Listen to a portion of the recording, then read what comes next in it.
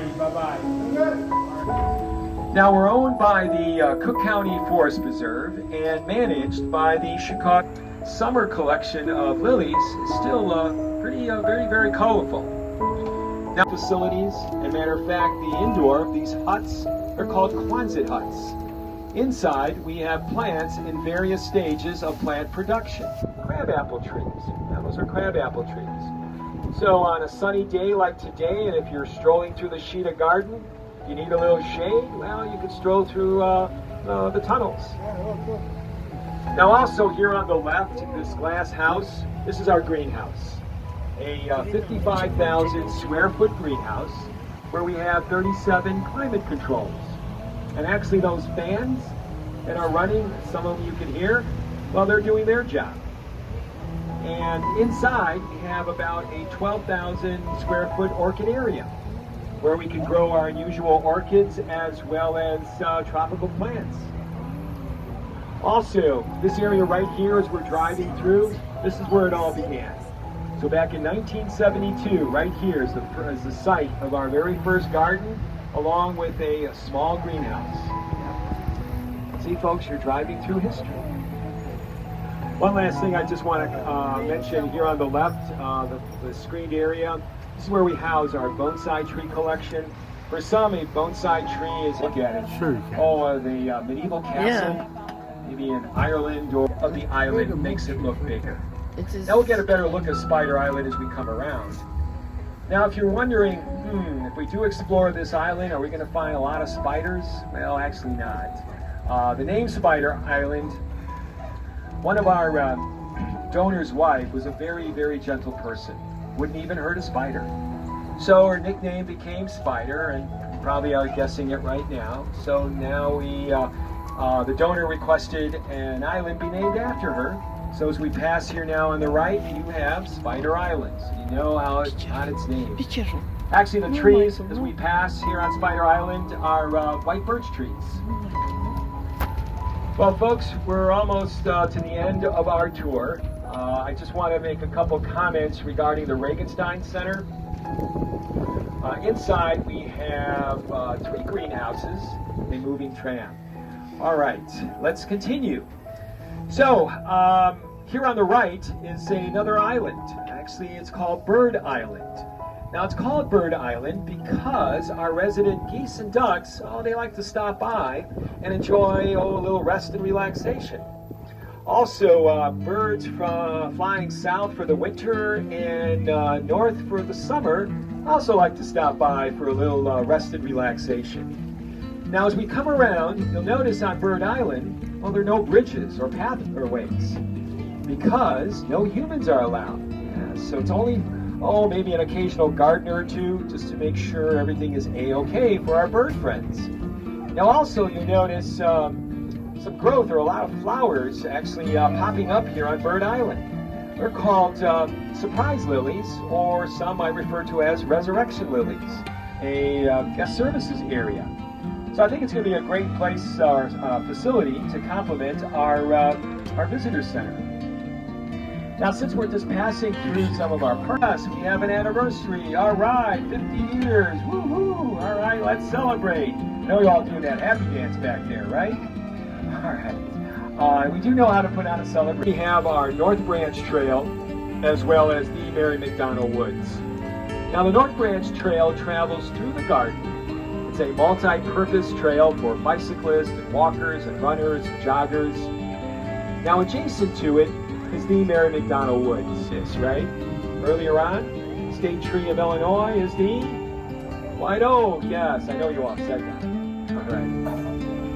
Now, to look off to the right, the view opens up to our, maybe just one final note regarding the Japanese garden. It's intended to be more of a hide and reveal experience.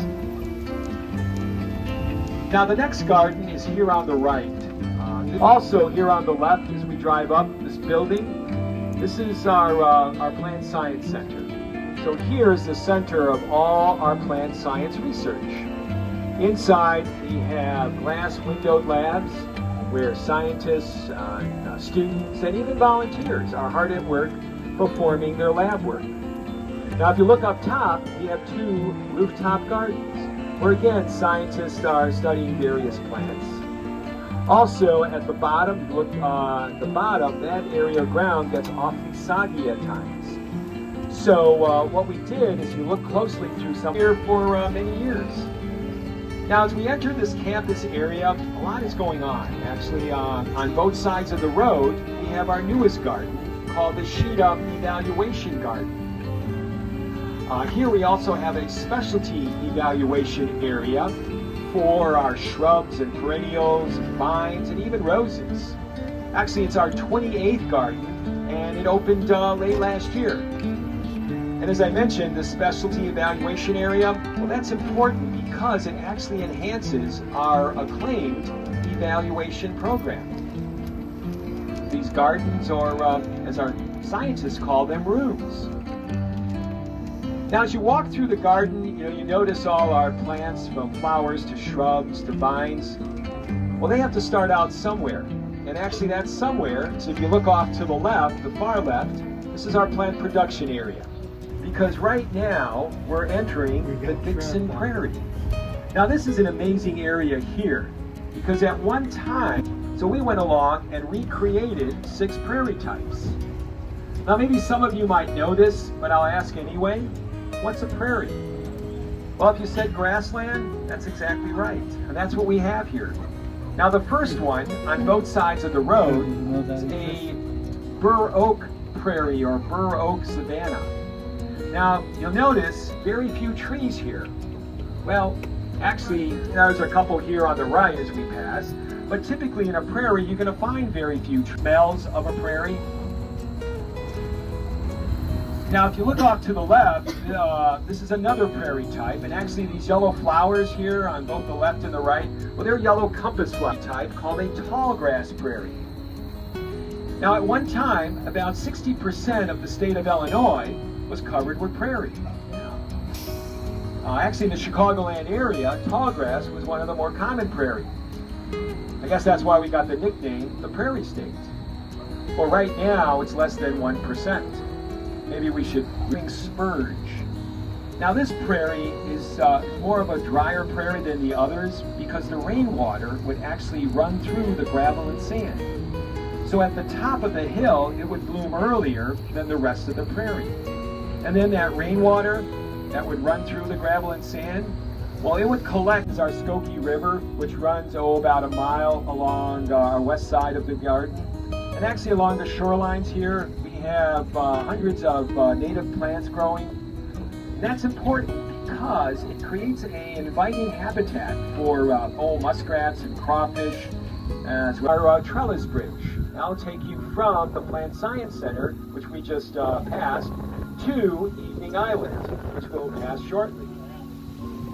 Also, as we drive up here on the right, you see one of our 10 artist installations.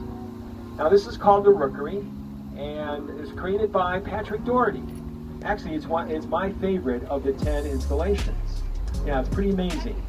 Now it's made out of willow branches, matter of fact. Well, folks, we're here at our third stop. Oh, they usually arrive around this bell tower. Actually, this bell tower is our landmark of the garden. It's called a Carillon bell tower. Now, it's called a Carillon because it's played about 5,000.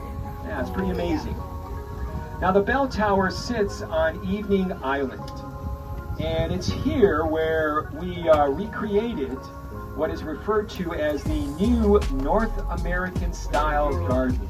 Now, what does that mean? Well, it's a garden where we have wide plantings of the same plant type to create, a tapestry or a range of colors. Also, as we pass here on the right, this area is called the Great Basin. And actually, it's my favorite states. Now, the landmarks are made out of natural materials, and also we have about 18 G-scale models, characteristic of a beech tree.